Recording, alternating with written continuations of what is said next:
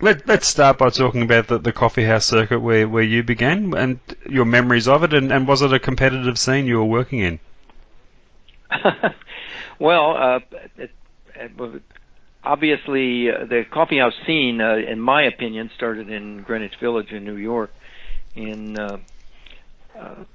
everyone from Woody Guthrie to Pete Seeger to Phil Oakes, Leonard Cohen, ultimately Dylan, Peter, Paul, and Mary, people like that played in those. And one could say that it was competitive. Certainly it was, because you wanted to play, the best places and with the best people. And there was also a coffee house scene in other parts of America. Washington, D.C. had the Cellar Door, Chicago, San Francisco obviously had the Hungry Eye, the Purple Onion, places like that. And I really didn't become aware of them until I became aware of the Kingston Trio. Mm-hmm. And because, they did an album from the Hungry Eye, What's a Hungry Eye? And ultimately we wound up playing at the Hungry Eye. In fact, that's where... I think you said you read the book, right? I've not finished it, but yes.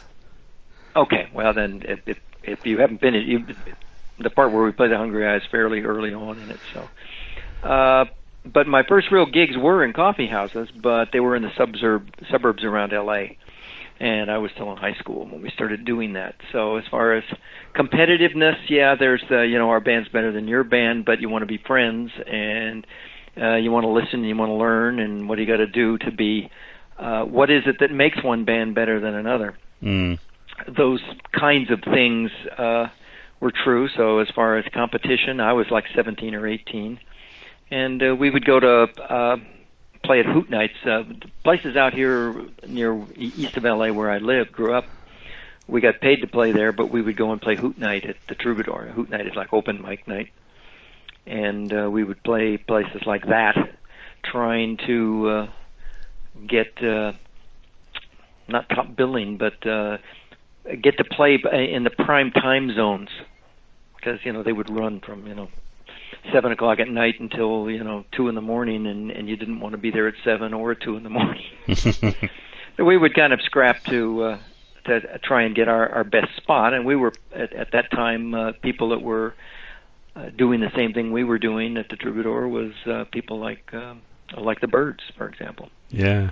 We were very much contemporaries of theirs. They recorded Tambourine Man, I think, 3 months before we did, and in fact, the month it was released, we were recording You Were on My Mind. So you were a pretty ambitious young man, were you? Not so much, certainly not compared to Michael. Michael Stewart, who was my partner from 6th grade on, really, when we first met. We sang together in a choir, and his older brother was in a folk group that included our choir director, a fellow named Gil Robbins, who turned out to be Tim Robbins' father, the actor. Oh, yeah. And so Michael and I were aware of singing and what happens with it, but when his brother, got a folk group and got signed to Roulette Records, all of a sudden our interest in doing that, spiked. And then as John moved into the Kingston Trio, Michael's interest in being a successful writer, singer, performer, that became his primary focus. He was extremely intelligent and could do pretty much anything he wanted to do as long as it didn't require anything physical, because he was very slight of build. But he was always scrambling, to make sure that we were playing in the best places and that we were getting the attention of the best people.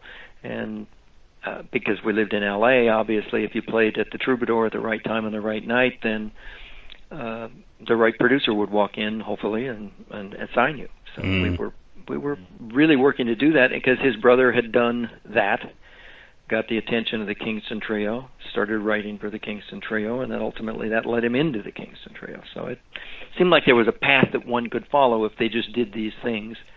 And we did that, but Michael was really driving the bus. So Michael would be one of those people, when growing up with him, you just knew one day that he would be successful whatever he wanted to do? Absolutely. Yeah. And in fact, that turned out to be the case. He was successful first as a writer. He got, he sold a couple of tunes that went up on Kingston Trio Records, and that meant a check for $2,000-$3,000 came, as soon as it happened, and then they go on from there. Then he had a knack for vocal arranging that was very unique. He wasn't trained in school to do it, but intuitively in reading and looking at what was going on, he figured out what it was all about, and he would pick the notes out on the guitar. So let's try this, and so the vocal arranging was his next strength that came along, and musically he worked very hard at learning to play. He was a banjo player and a guitar player, and even after We5 went by the boards, Michael became a successful studio musician. He was playing rhythm guitar for several. He played on a bunch of. He went on tour with Paul Anka, people like that. Mm. And then when he got out, he got into producing, and in fact produced the We5 Catch the Wind album. When they said, Michael, you could be a producer, what would you like to do? He says, I'd like to do another We5 album. So he did, and he got the ear of other people, and probably his most successful record production was Piano Man by Billy Joel. He did Billy Joel's first two albums before Billy moved back to New York. And when he became a successful producer, he was getting paid very well for all of that, but he also got sidetracked because he was so good at fixing bad projects. Okay. The label would give him bad projects to fix, and he wasn't getting to deal with anybody who was hot and new and going to be successful. All he was doing was saving, their budgets. He got fed up with it, so he bought a Commodore computer and wrote a computer program that would allow you to write music the same way a word processor works. Well, this is very mundane stuff today because it's commonplace, and and every Mac comes equipped with it. Michael deduced how to do it, and actually I helped him get some funding, and the very first program that he wrote, he sold to Commodore. That led him to working for several people, DigiDesign, and who does Pro Tools. And Michael had a hand in. He actually created the interfaces for the original Session 8, which evolved into Pro Tools, which is the standard of the industry around the world right now. Wow. And so it didn't really matter what he did. He was working for Adobe when he got sick, and that's he wasn't able to work anymore after that happened. But it didn't matter what he did. Show him what it was all about, and he would look at it probably with a creative, imaginative, outside-the-box thought and be successful at it.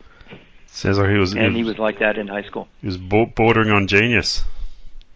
I think he was, actually. Yeah. He was probably, of the people that I went to school with, he was certainly in the upper echelon. I don't know exactly what his IQ was, but it was probably 150 plus. Now, the We5 came into prominence around the time of what became known as the folk rock era. How would you sum up the group's contribution to that musical movement? Well, in one sense, we were a key factor because we had abandoned basic folk music and began exploring other kinds of music because we were bored with just playing folk music, the song topics, the chord changes and such. And so we started looking into to jazz and Brazilian music and the Beatles and anything and everything that was around. And Beverly was very much into to jazz singers. And Bob Jones was very much into blues singers. And Michael and I had been grown up in folk, but then he went to New York, saw West Side Story, and said, whoa, there's a whole world out there, great songs being written, and you don't have to do them with a band, you can do it with a guitar. So that first We5 album was us looking for music that you could play like a folk group, but you weren't playing folk songs. So the fact that we successfully did that, you'd have to say that it was a major influence on taking folk music from where it was to where it became. But that window really wasn't very long. It only lasted about 15, 18 months, and then folk rock morphed into acid rock and pop rock and country rock, and that's a crock rock, and whatever. And for probably 6 months to a year, anybody who was trying to create a pop record was at least considering folk rock as a format that could be used successfully. And certainly, the Association, the Mamas and Papas, Spanky and Our Gang, all of those groups followed us. And I'm not saying that they were chasing us, but they were aware of what we were doing and said, "Oh, that's fair. Let's do a little this, do a little that." And in fact, you don't see much about it, but I believe that the Jefferson Airplane, when they first started, it was modeled more after us than anything else. They had a girl that looked a little like Beverly, and they were doing folk type stuff. And they did a huge left turn when Grace and Acid came along, but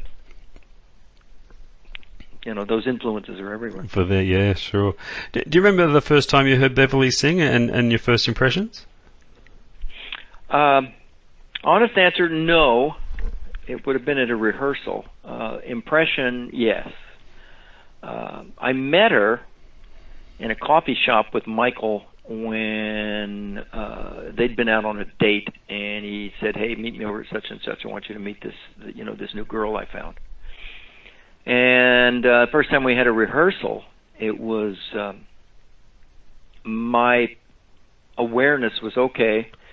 We had the girl who sang with us initially, who we did a lot of recording sessions with. In fact, she even wound up she was on a Kingston Trio record. She used, when they needed a girl voice, she would come in and sing with them. And she was quite good, and she had a range just like Beverly's. She could sing as an alto, she could sing as a soprano, and a very, very wide range, and she had good taste. And so my concern in meeting Beverly was, is she going to be able to do this? Because we didn't know any girls who could. And when Michael found Beverly, that was the magic. He would sing with anybody, anywhere, anytime to try and see if they could, fit into the model, that we were building. And Beverly certainly did. And I knew a lot of people at the time who didn't. So my reaction was, wow, yeah, she looks good. Her voice sounds good. She can remember what her parts are. She has an imagination. And when the three of us sing together, it sounds good. Yeah, this will work. That was my reaction. It wasn't like, oh, this is magic. It's going to go. Yeah. We're going to the top, because we were freshmen in college at the time. The vocal arrangements were a huge part of your sound, and I get the impression there was a lot of detail put into them. Is that pretty much how it was? There was a lot of what? A lot of detail put into creating those vocal arrangements? Oh, yes. It had to satisfy all of our needs. Beverly had taste, I had taste, Michael had taste. Michael would bring the basic arrangements in as far as, he'd have an idea for something and we would start to work on it. And I think one of the things that you'd ask me is, when and how and where did I discover, that Beverly can really sing. When we started working on stuff like Tonight from West Side Story and Softly As I Leave You, and that were just totally different than the very aggressive alto, folk singing stuff that we were doing, Railroad Bill and things like that. It's just she could go anywhere, and it was kind of cool. Mm-hmm. Do you remember the first time you heard You Were On My Mind, and could you immediately see it as a song that would suit the group? Not immediately. I do remember where I was that I heard it. Michael and I were at a party, and somebody put on the Ian and Sylvia Northern Journey album. And it had an interesting 12-string part in it because it didn't it didn't start and end on obvious beats, and it didn't start and end on roots and fifths.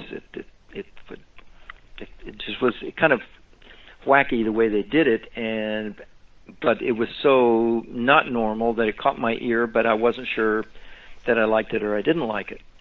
And then the song didn't have a chorus, so it didn't really, you didn't walk away humming it. Mm. Michael, on the other hand, listened to it because of what they had done musically, and he said, there's a way to take and he said that night, he says, I think there's a way to do this song and make it work. And over a period of the next probably weeks to a month, he'd have an idea, we would try the idea. And at the time, I was, my girlfriend, who is now my wife, Debbie, lived just a couple of miles from Michael and I. Beverly lived down in Orange County, which was, more than an hour drive to get there. So Debbie was always with me. Michael and I and Debbie would get together and we would work out parts for stuff. And so it took shape over a period of weeks of trying this and trying that, and ultimately Michael's concept of giving Beverly a counter melody for most of the song is what made the whole thing build. It starts, down low and it works its way through, and the melody kind of is there as we go along, but as soon as she stops singing it and her voice starts to soar, the whole thing gets a lift. And then, of course, putting the 12-string guitar, the electric 12-string in it, gave it a sparkle that wasn't there. And I remember the conscious question, Michael asking Bob Jones, who was our lead guitarist, who had come up out of rock and roll and blues, saying, all right, what do we got to do to give this thing a rock beat? And so we sat around with guitars and thumped and whacked and to get it into a 4 that would just drive. And we settled on something that was where we didn't really quite play straight beats, but we anticipated the beat. And then when we got into the studio, because we were still just basically a folk group, we didn't have a drummer. We got into the studio, and a jazz musician named Jerry Granelli was there. We brought him in to play on Cast Your Fate to the Wind because he was the drummer with Vince Guaraldi. And after we finished Cast Your Fate, we said, okay, this is a rock tune. So it was this jazz drummer's idea of a rock beat. And he realized that we weren't just playing straight 4s, that we were anticipating the beat as it went around. And he said, it's and he was kind of delighted with the idea of it, and he fed on us, we fed on him, and there was just an energy in the studio that was quite magic. It certainly was. It was not there when I heard the first version of the song. It was certainly a much different arrangement to Ian and Sylvia's, and I have spoken to Sylvia in the past, and I'm not sure if you're aware, it was actually the first song she ever wrote. Yes, I am. In fact, you might have noticed she wrote the foreword to my book. Oh, of course, yes. It gave her a wonderful boost of confidence as a young songwriter to have that success with her first ever song. Yeah, in fact, the story that she tells a couple of stories in the foreword, and one of them was because we were afraid that we'd heard that she didn't like it, and she said, well, didn't like is not exactly right, but it was certainly different, and it took some getting used to. And then when it became such a big hit, they actually got judged negatively for the way they did it. She told me they were in London opening for Gordon Lightfoot, and people got on their case for doing a pop tune. And she said, it's not a pop tune, it's our tune. I wrote the song.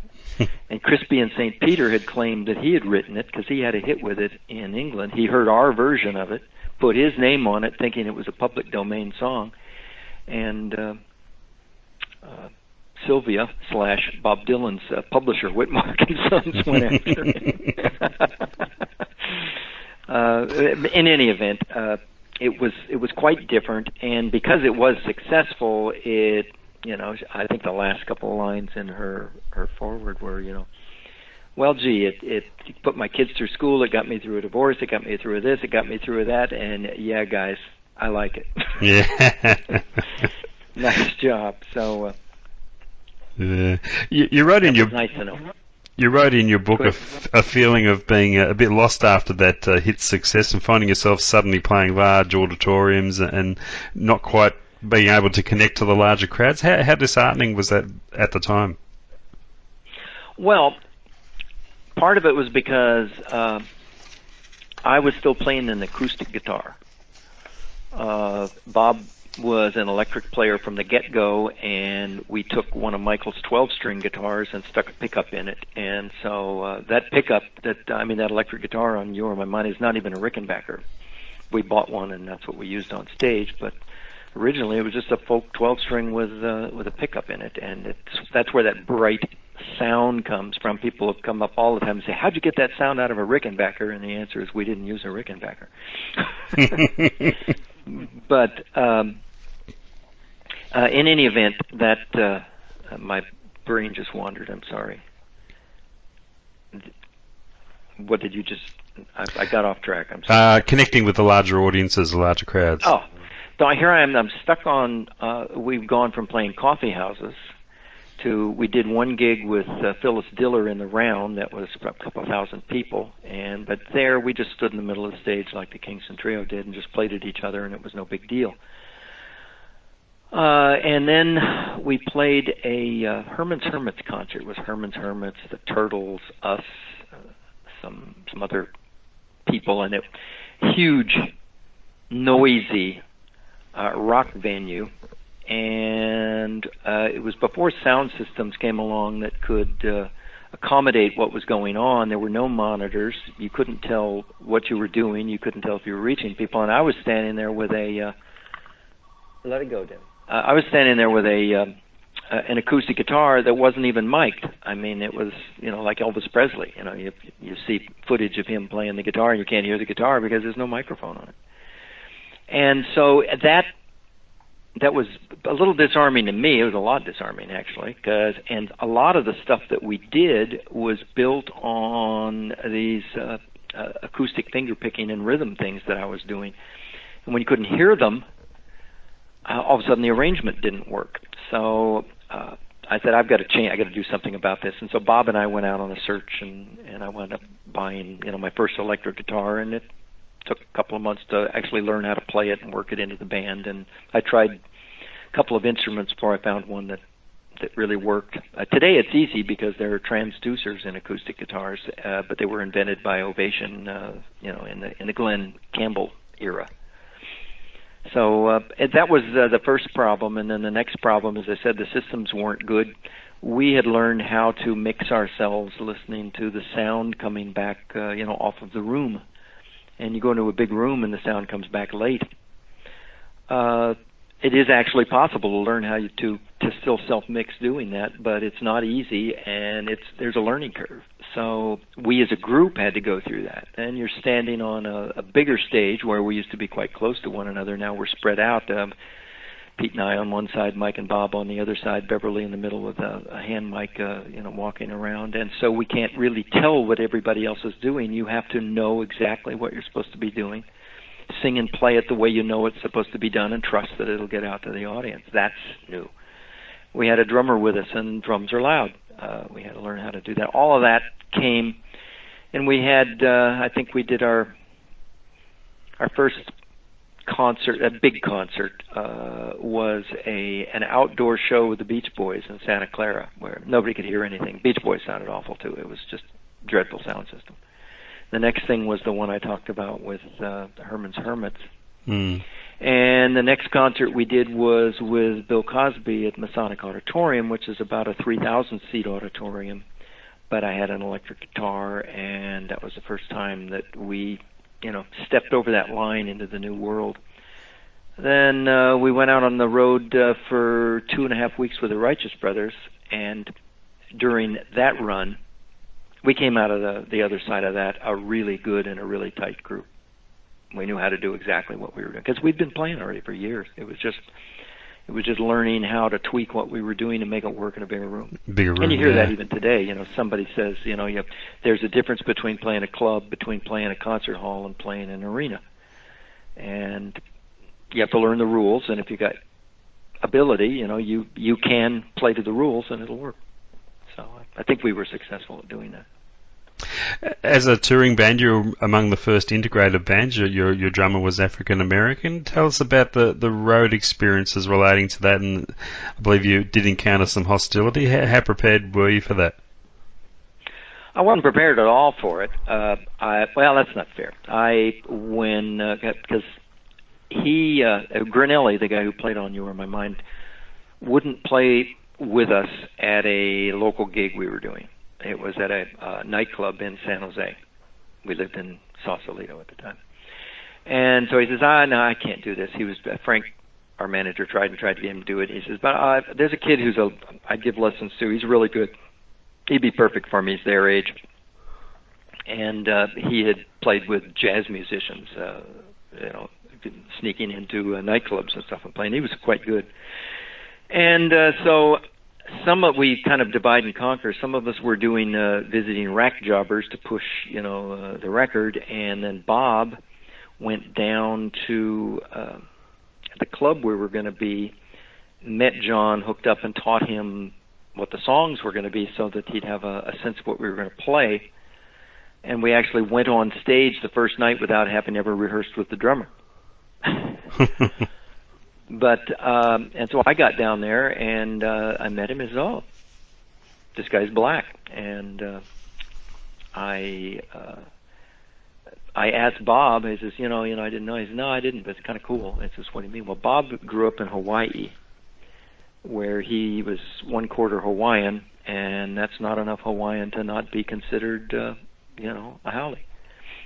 And so he felt discrimination his whole life growing up, and all he ever wanted to do was come to the mainland and get into an integrated blues band. So he was happy as he could be, because this was and he joined a folk group because he knew that folk music would go into water that other people wouldn't jump into, and so he was right on course for what he thought ought to happen. So he said, no, I think it ought to be fine. And it was, until we got out into Middle America. And I don't know how much of this, you know, you get from where you are in Australia, but when I mentioned the Wright Brothers tour, we were playing at a school that actually had been the alma mater of Lyndon Johnson. Oh. And we were doing, you know, the required, you know, press conference type of thing, you know, before that and we were all down in this room, and there was various reporters and quizzes and questionnaires and kids and stuff, and so the Righteous Brothers were there, and our entire band was there. They didn't bring their whole band with them; it's just the two of them for the interview.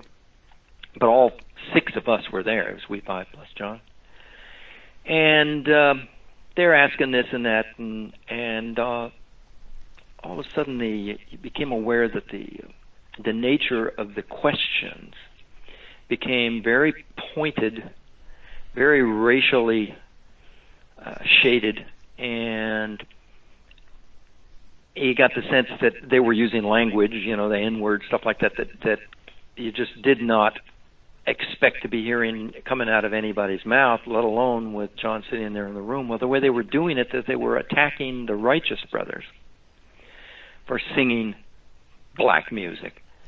And where did, you know, a couple of white guys get off doing that? Well, and they used that as a vehicle to and the Righteous Brothers did get that kind of grief sometimes, but they used it as a vehicle to use every word in the book and act as though they were talking to the Righteous Brothers, and they could totally ignore John and us, who, you were all in the room with them. That kind of thing happened on occasion, and it happened once at Baylor University. It's interesting. We got questioned by our agent because we had gone to this event that had gone badly, and I had warned our manager, who warned our agent. Our manager, who managed the Kingston Trail, he says, "No, Jerry, it'll be fine. Just do it." And I said, "No, this ain't going to work." From the time they met us at the airplane, they were trying to separate John from the rest of the band. let him carry the equipment, let him do this, let him ride in the other car. He says, no, this is the band. You want the band? Then we're the band. And we went into this judging room where they had the Baylor beauties that were going to be paraded in their finery, and it wasn't really a beauty contest, and yet we were supposed to rate them. I don't know what you call that, but it's not a contest. And there were no winners, just rated people, and so we went through that. It was a horrible episode. You could tell that because we had to shake hands with everybody. Some of them were very uncomfortable, even touching John.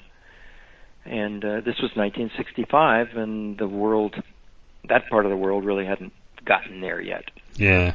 And that we finished the concert, and we got a letter from our agent, who got a letter from the university with a newspaper story that talked about how awful we were, how terrible, da-da-da-da-da-da-da-da.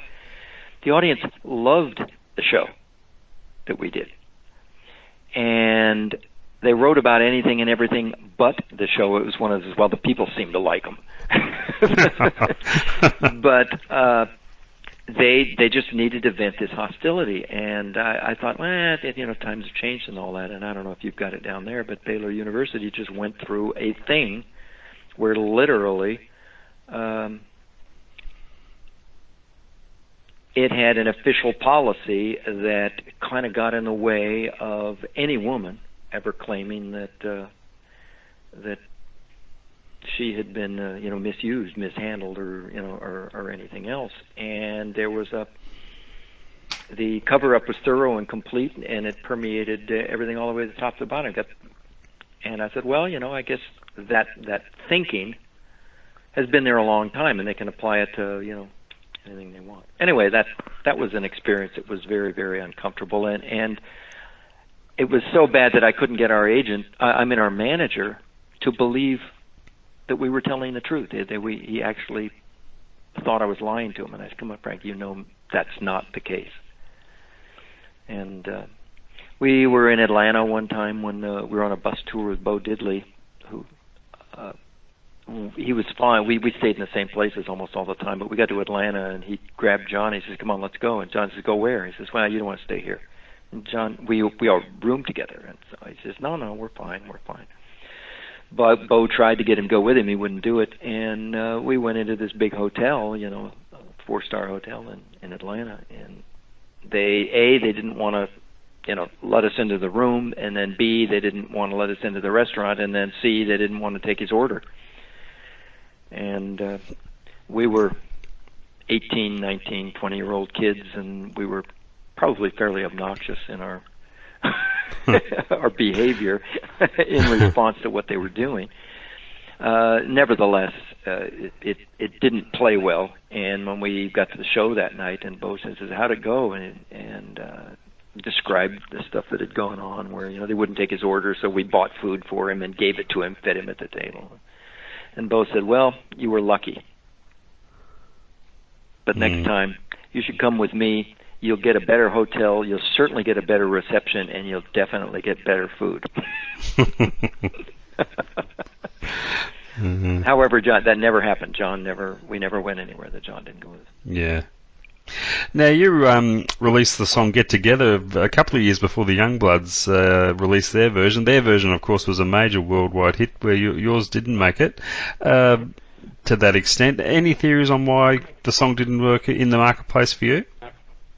Absolutely. There are some very predictable reasons that happened. First, we should have put a record out in, "You Are My Mind" was released in San Francisco in June. As we were touring in September and October, it was the #1 song in most of the towns that we were in. And Satisfaction was on the charts at the time. Love and Feeling was on the charts at the time. Wooly Bully was on the charts at the time. There were, a wide array of things. And yet You Were On My Mind came from out of nowhere. Finished 1965 as the #4 song. #5 was Love and Feeling. #3 was Satisfaction. The Beatles didn't have a song in the top 10 in '65. And Or that's not true. I think they had one at 8. In any event, Get Together didn't come out until the last week of November. Mm-hmm. So we broke rule number 1, which is your first hit isn't the most important one, the second one is, because that's what determines if you can break the sophomore jinx. We waited too long, and at that, the song still would have probably been a hit if it had come out even 3 weeks sooner. But by being released at the end of November, it had about 2.5 weeks of sales before Christmas music kicked in, and then once that happens, there is no such thing as AM radio until January. And virtually everything that was played on the radio prior to Christmas goes away. You just never hear it again. Mm. And unless you made it all the way to the top, you probably never will hear it again. Mm. Get Together, our version of Get Together, got to 31 on Billboard in 3 weeks. 4 weeks, it probably would have made the top 20, but it didn't have that, and it never came out the other side. So that's reason number 2. And then reason number 3, I'm not sure that our version captured the magic of the song as effectively as the Youngbloods version did.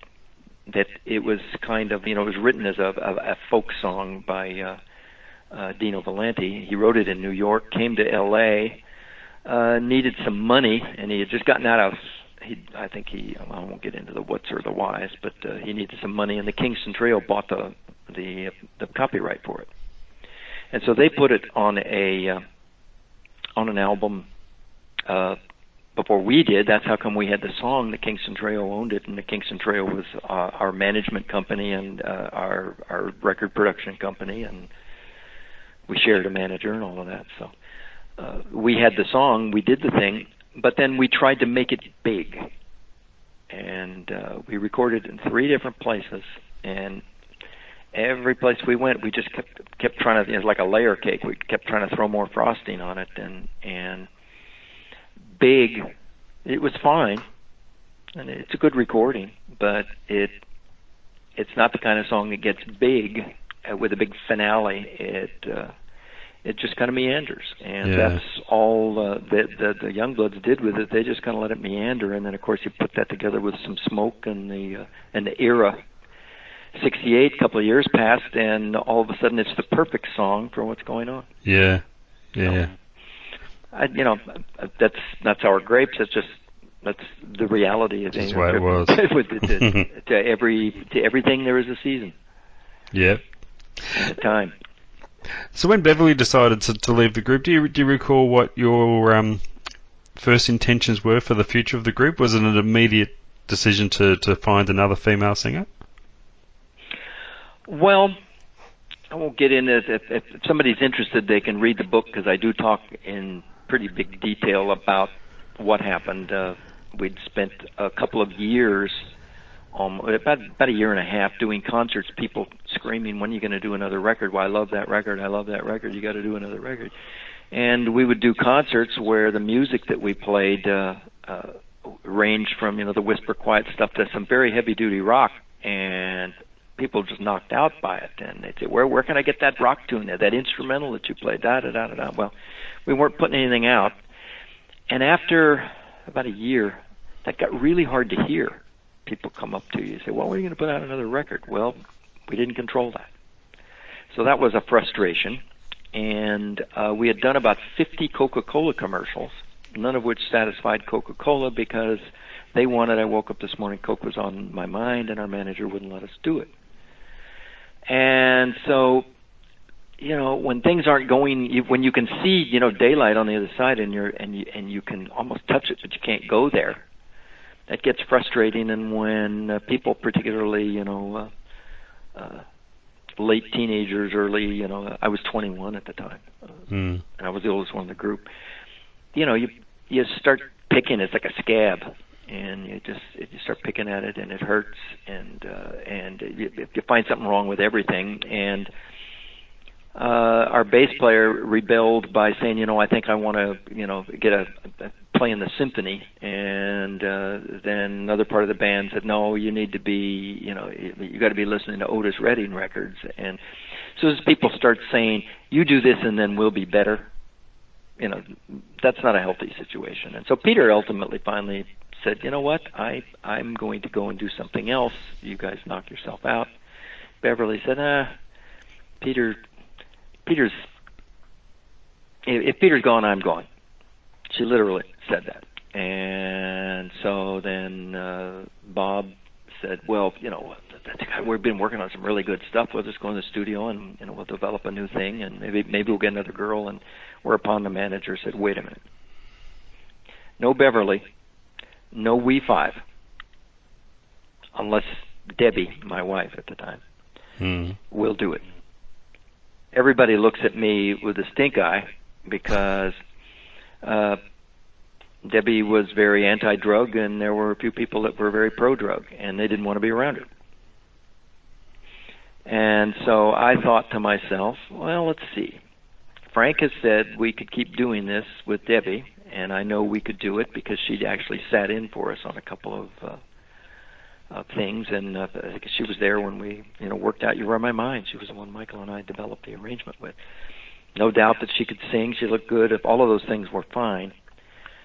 But then I picked up the vibe in the room, and I thought to myself, wait a minute, if Frank is ready to record with her now, today, tomorrow, without auditioning, why fool around with We Five at all? We'll just go in and start recording as a duet.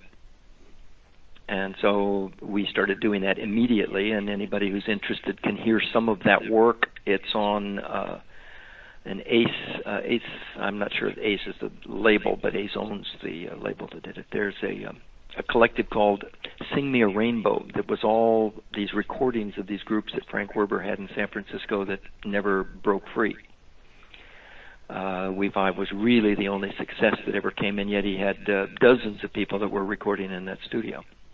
And Debbie and I were among that group. So there's some recordings that of what we were doing at the time. And then there's also some pre-We Five, because Debbie and I and Peter started playing bass with us, and he started singing with us, and then Frank got out of the business, and so we moved back to L.A., went to A&M Records, and said, hey, we've got this group called The Tricycle, and we're really good, and blah, blah, blah. And Jerry Moss said, you're right, you are, but you know what?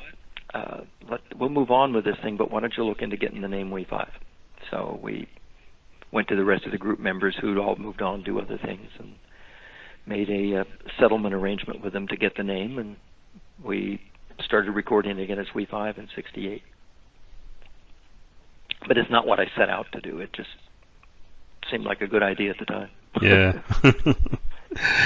Let's fast forward to and we went on and we did that with that album. I mean, with that group, with Debbie, we did 5 more albums.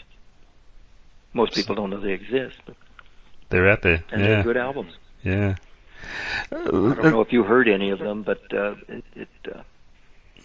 you might find it interesting listening. So, I would, yeah. Well, to the present day now. Let's talk about what you're doing these days, your solo shows, and the status of We Five in the present day. All right. Well, we met a bass player in 1971, I guess, named Terry Rangno, who, with the group, was still touring at the time, and we added a full-time piano player, and that group toured until '75. When the industry, the places that we could play, showrooms, places with decent budgets and good setups, they were starting to disappear. It was getting harder and harder to do that unless you just wanted to go and live in Nevada and play in casinos all the time. And we did that, a little bit of that, but it wasn't our favorite thing to do. And there's nothing like playing playing a concert where there's 3,000-4,000 people that just love you, and you can feel a sound pressure of that love coming back at you. And so playing on in a nightclub just because you can isn't particularly gratifying. And so we got into writing looking. I thought, let's focus more on songwriting. But the stuff we were writing was country-ish, and you had to go to Nashville for that. So ultimately, in '81, Debbie and I just stopped. Let's say we're going to do something else for a while. And I worked in the pharmaceutical industry for 25 years first as a salesperson and a marketing person, product development director, and did kind of nicely until I retired. And when I retired, we went back to playing again. But this time we went back to what we had done when Debbie and I both started, which was acoustic folk music. And we were pretty good at it because we knew how to do it. And there were clubs around that loved the fact that we could do it, and people could remember the magic, and yet you can't recreate it. Well, we could go onto a stage and recreate it. And in fact, if you've got anybody in Australia who feels that way, I know Barry McGuire goes down and plays there. And he does, yeah. We would love, because that's one place we never went, we would love to come down and do that sometime if you know somebody who's so inclined. I realize it's a long way off and an expensive process, but pretty good at it. And so we started doing that. And We5, because it's expensive to put a six-piece band on stage and move it around, We5 doesn't play much. We played a couple of months ago at McCabe's, which is a big coffee house, basically, in Los Angeles. All kinds of people have recorded and done albums and things there. It's kind of a cool venue. But all of the members of We5 do other things musically. And so, when somebody wants us to play, we play. And because we're all skilled at what we do, we can get together, have a rehearsal, and do a good job. And but most of our playing is done in either a trio or a quartet that's acoustic based. Like we're doing a thing next Tuesday at the Grammy Museum, where they called and said, "Hey, we want to do a program that takes." I had done a Woody Guthrie thing for him on the centennial of his birthday, and they said, "We want to do a thing that says Woody Guthrie and John Steinbeck, two totally different kinds of writers, but with an awful lot in common. And can you put something together and come in and do it for our education group?" So we're going to do it next Tuesday. That's terrific. Now you put out... I do things like that anyway, along with playing shows just to play shows. They're fun, but if there's music in it and it involves an acoustic guitar, I'll try to find a way to do it. And it's just what I like. You put out your first solo record a few years ago after so many years in music. Was there a particular criteria that you worked to there in selecting the songs to include on that? Yes, actually. Several people had said, Jerry, you ought to do an album of stuff that you like. And because I was now singing, I was never a lead singer in We5. The rules were hard and fast. I had sung, solos and stuff in the folk group, but We5, there was no doubt about it. It was Beverly was the lead singer, and that was it. And it was a good choice. But and over time, you start to doubt whether you can be a lead singer, or at least I did. And so I said, well, I don't know, let's see what it's like. So I've got a studio at my house, and I went out and started noodling with songs. And I started with songs that I'd always loved for one reason or another. And one of them comes to mind is Jamaica Farewell. It's the Belafonte record that I love the guitar on that record and the mood of that record. And so I figured out how to play it and started doing it. And I had my son, one of my sons is the lead guitarist in We5, and his little brother, who's 15 years younger than him, is a bass player. He teaches music. He's got his degree in music and in business, and he teaches and plays, and he's a professional musician. So he came and played some bass on that, and the two of us wound up putting that record together, and the criteria was, it's got to be something that I like, that I never was able to do with We5, and B, it's got to be something that I can pull off, and C, it has to be essentially an acoustic-based record. Doesn't mean there's not, other kinds of stuff on it, but that's the core. And so that was kind of my vision of, okay, where would folk music be today? if all of the creativity that was going on back in the early '60s hadn't been totally cut off by the Beatles. And so anyway, that's kind of what we were going for, and I think we were reasonably successful. It's got some stuff that I wrote on it. It's got some Jon Stewart songs on it. It's got Jamaica Farewell on it. Yeah. It's got a version of Misty where I played ukulele, and it's kind of an. I don't know anybody who has it who doesn't, have a favorite song on it. There's a couple of songs on there. There's one that Debbie's cousin wrote. He grew up on a farm in Arkansas, and we were at his place one time, and somebody says, "Oh, play Jerry your song." So he plays the song, and he says, "This is a wonderful song. Can we record it?" So it's stuff like that yeah. Most of which would never have wound up on a Wee 5 album. Which brings us to your book. Overall, how did you enjoy the experience of putting your memories down in book form? And was there any particular thing that prompted you to want to do that in the first place? Yes, when we played and you have conversations like you and I are having right now, you don't have to do it for very long before somebody says you ought to write a book. Yeah. And it sounds easy, and it sounds like a good idea. And I mentioned that when I was working in the pharmaceutical business, I used to have to, fly around the country working on, product development and such. And if I was on a flight, I had a laptop computer, and if I didn't have work that I had to be doing, I had a file, and I would just put stories in it that would come to my mind. And so I could get them out of my brain and written down, and if somebody ever asked me, I would have them. Mm. And when we started doing, when I started working on the solo CD and playing those songs in these little coffee houses, that it came back around again, are you going to do a book? And so I asked a friend of mine who's a journalism professor if he would work with me on it, because I wanted to make sure that it was done right. I knew I could write and tell the stories, but I want to make sure that technically the book was done properly.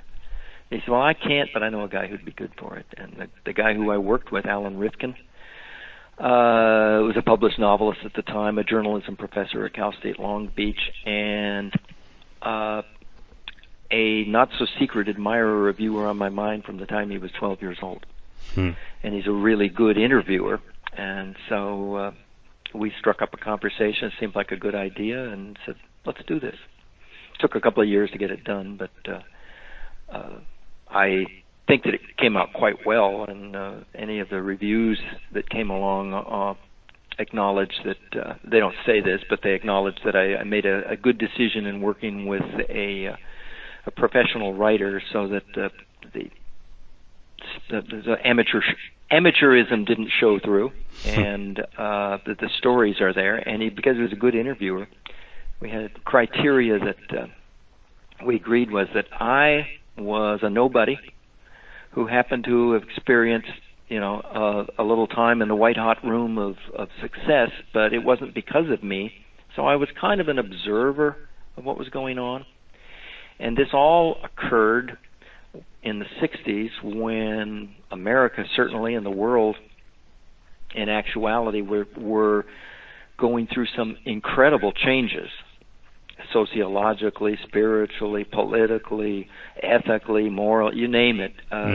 Changes we're going through. And so I was able to relate to what virtually everybody was experiencing, but putting it in the context of being in this band touring around the United States, and in a plane, and going into recording studios and feeling that kind of magic stuff that not everybody gets to do.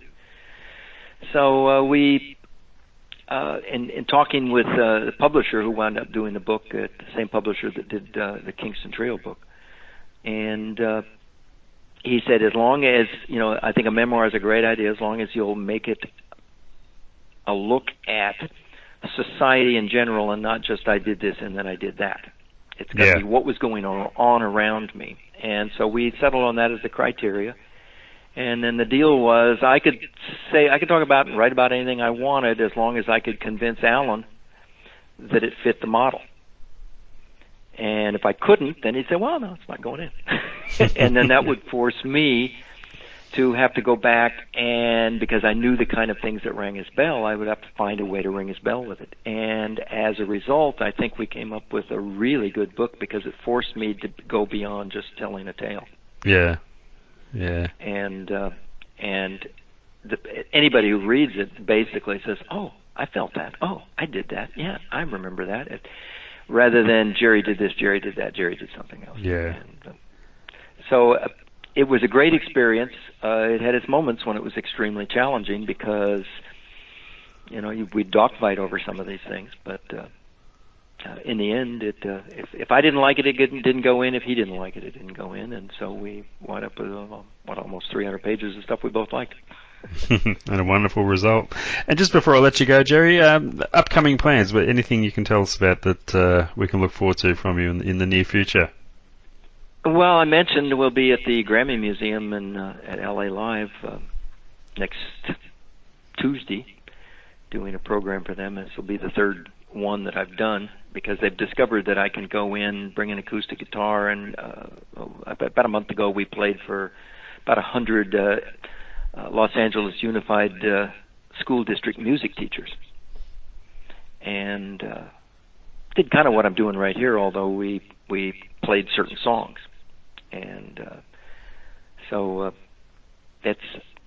I enjoy doing stuff like that. When we play, the show is usually called Songs and Stories, whether it's Jerry Burgan Songs and Stories or Burgan and Chan Songs and Stories, because we work with a bass player named Tholo Chan, who I met in '75 when We Five stopped touring.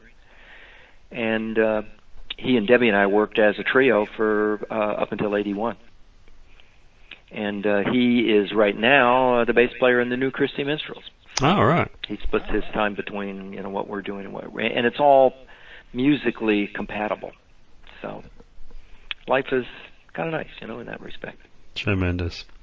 Let's see. Last October we went and played. We were invited by Byron Berline. I don't know if you know who he is, but I do. Yes. Yeah. He called and said, Jerry, would you guys come and play for the Oklahoma International Bluegrass Festival? I said, well, our folk group, are they going to sit still? He says, no. We got a very imaginative audience. They will love you guys. And so we did. And it's the first time I'd ever even presumed to do something like that. And just the three of us on the bill with some amazing, bluegrass players. But we'll play anywhere, anytime that people want us to come, and anybody who happens to have liked the music of the folk era, we'll do a show that will make them happy. Sure. Because there's no place you can go to get that right now. And a little nostalgic, but we also do some new stuff that we've written. But I don't think there's anything wrong with reviving feelings that were good feelings. Exactly, for sure. And hopefully not too late to get you down here in Australia. We'd certainly love to see you. Well, if you know anybody who thinks that's a good idea, please do get in touch with me. I think it's a good idea. I'm sure it would be successful. It's just a question of putting the pieces together. It's interesting. We Five never toured much because Crispy and St. Peter took our arrangement and put it out in England. Yeah. And that kept us from ever going to Europe, although our hit happened in Italy, Spain, France, Germany, just not England. But you got to go to England to pay for the trip to get over there, so we never wound up going to England. The very first reissue of our first album on CD was in Japan, where A&M's Pony Canyon put out our first and second albums in Japan. And that led to Collector's Choice and some other people, issuing it in America. Those albums are available again now, and as are the three that we did after it. But we just never had an opportunity to follow the record around the world, and it's something that if talk about regrets. That's one I regret. I always wanted to go to Australia, so I wouldn't have to learn a new language. Well, it's never too late. Let's hope that happens. Hey, Jerry, thank you so much for being so generous with your time today. It's been an absolute pleasure chatting with you. Well, thank you, John. It was a pleasure to meet you on the phone. And if you ever get over this way, please do let me know. And if you think we should go down there, let me know that too. Be sure to do that. Thanks again. All right. All the best. Have a great day. Bye-bye. You too. Bye.